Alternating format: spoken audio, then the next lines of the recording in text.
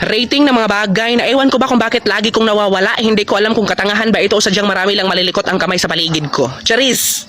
Panyo 2/10 kasi feeling ko sumpa na talaga sa akin na hindi ako pwede magdala ng panyo kasi nawawala palagi.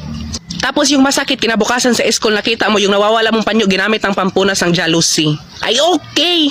Payong, -1/10. Oo, kasi kahit malakas yung ulan, ayoko na talaga madala ng payong kasi ayoko mabugbog pag uwi. Connected kasi yun dito sa amin. Pag nawalan ka ng payong, humanda ka sa bugbog, sa kurot ni mama pag uwi. Kaya kahit maulan, pipiliin ko na lang magkasipuan kaysa magdala ng payong. Lesson learned.